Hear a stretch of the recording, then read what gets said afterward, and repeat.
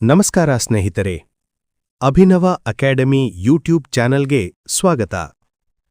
ಈ ಒಂದು ವಿಡಿಯೋದಲ್ಲಿ ಬೆಂಗಳೂರು ಉತ್ತರ ವಿಶ್ವವಿದ್ಯಾಲಯ ಎಸ್ಇಪಿ ಪಠ್ಯಕ್ರಮದ 4ನೇ semester BBA, BHM, BTTM, BBA ecommerce, BBA tourism hospitality management, BBA tourism and travel, BBA business analytics ಕೋರ್ಸ್ಗಳ ಕನ್ನಡ ಭಾಷಾ ವಿಷಯದ ಪರಿವಿಡಿಯನ್ನ ನೋಡೋಣ.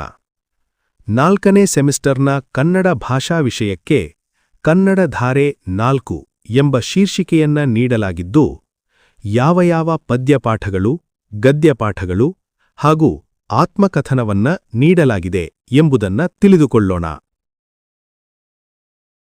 ಪರಿವಿಡಿಯಲ್ಲಿ ಒಟ್ಟು 4 ಘಟಕಗಳನ್ನು ನೀಡಲಾಗಿದೆ. ಘಟಕ 1 1ನೇಯದು ಅಭಿಮಾನಿಗಳತ್ಯುಗ್ರರ್ ಶ್ರೀವಿಜಯ.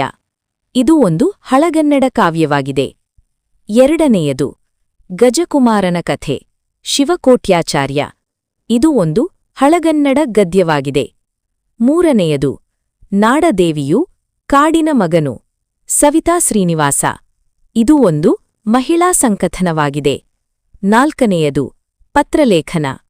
ಒಟ್ಟು ಘಟಕ 1ರಲ್ಲಿ 1 ಪದ್ಯಪಾಠ, 2 ಗದ್ಯಪಾಠ ಹಾಗೂ ಪತ್ರಲೇಖನ ನೀಡಲಾಗಿದೆ. ಘಟಕ 2 1ನೇಯದು ಎನ್ನ ಶಂಭುಕುವರನನ್ ಆರ್ ಕೊಂದರ್ ನಾಗಚಂದ್ರ. ಇದು ಹಳಗನ್ನಡ ಕಾವ್ಯವಾಗಿದೆ. 2ನೇಯದು ನಂದೋತ್ಪತ್ತಿ ಕೆಂಪು ನಾರಾಯಣ. ಇದು ಹಳಗನ್ನಡ ಗದ್ಯವಾಗಿದೆ. 3ನೇಯದು ತ್ರಿಪದಿಗಳು ಯಾರ್ಯಾರ ನೆನೆಯಲಿ. ಇದು ಜನಪದ ಕಾವ್ಯದ ಆಯ್ದ ಭಾಗವಾಗಿದೆ. 4ನೇಯದು ವರದಿಗಳು. ಒಟ್ಟು ಘಟಕ 2ರಲ್ಲಿ 2 ಪದ್ಯಪಾಠಗಳು, 1 ಗದ್ಯಪಾಠ ಹಾಗೂ ವರದಿಗಳು ಅನ್ನು ನೀಡಲಾಗಿದೆ. ಘಟಕ 3 1ನೇಯದು ಅಶ್ವತ್ಥಾಮಂ ಪರಬಲನ್ ಅಜೇಯನ್ ರನ್ನ. ಇದು ಒಂದು ಹಳಗನ್ನಡ ಕಾವ್ಯವಾಗಿದೆ.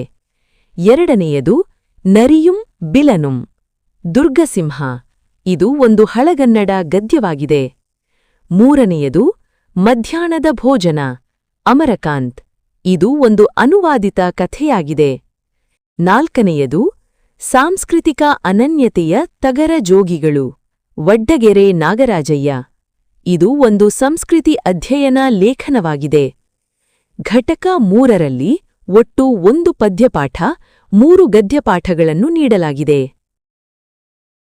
ಘಟಕ 4 ಘಟಕ 4ರಲ್ಲಿ ಮೂಡ್ನಾಕುಡು ಚಿನ್ನಸ್ವಾಮಿಯರವರ ನೆನಪಿನ ಹಕ್ಕಿಯ ಹಾರಲು ಬಿಟ್ಟು ಎಂಬ ಆತ್ಮಕಥನದ ಆಯ್ದ ಭಾಗವನ್ನು ನೀಡಲಾಗಿದೆ. ಒಟ್ಟಾರೆಯಾಗಿ ಬಿಬಿಎ 4ನೇ ಸೆಮಿಸ್ಟರ್ನ ಕನ್ನಡ ಭಾಷಾ ವಿಷಯದ ಪಠ್ಯದಲ್ಲಿ ಒಟ್ಟು 4 ಪದ್ಯಪಾಠಗಳು, 6 ಗದ್ಯಪಾಠಗಳು, ಪತ್ರಲೇಖನ, ವರದಿಗಳು ಹಾಗೂ ಆತ್ಮಕಥನವನ್ನು ನೀಡಲಾಗಿದೆ.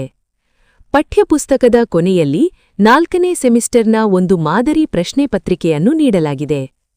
ಮಾದರಿ ಪ್ರಶ್ನೆ ಪತ್ರಿಕೆಯ ಕುರಿತು ಹಾಗೂ ಎಲ್ಲಾ ಪದ್ಯಪಾಠಗಳು, ಗದ್ಯಪಾಠಗಳಲ್ಲಿ ಬರುವ 5 ಮತ್ತು 10 ಅಂಕಗಳ ಪ್ರಮುಖ ಪ್ರಶ್ನೆಗಳ ಕುರಿತು ಮತ್ತೊಂದು ವಿಡಿಯೋದಲ್ಲಿ ತಿಳಿದುಕೊಳ್ಳೋಣ. ಕನ್ನಡ ವಿಡಿಯೋ ತರಗತಿಗಳಿಗಾಗಿ ನಮ್ಮ ಅಭಿನವ ಅಕಾಡೆಮಿ ಯೂಟ್ಯೂಬ್ ಚಾನೆಲ್ಗೆ ಸಬ್ಸ್ಕ್ರೈಬ್ ಮಾಡಿ ಪ್ರೋತ್ಸಾಹಿಸಿ ಎಂದು ಕೋರುತ್ತಾ, ವಿಡಿಯೋ ನೋಡಿದ್ದಕ್ಕಾಗಿ ಧನ್ಯವಾದಗಳು.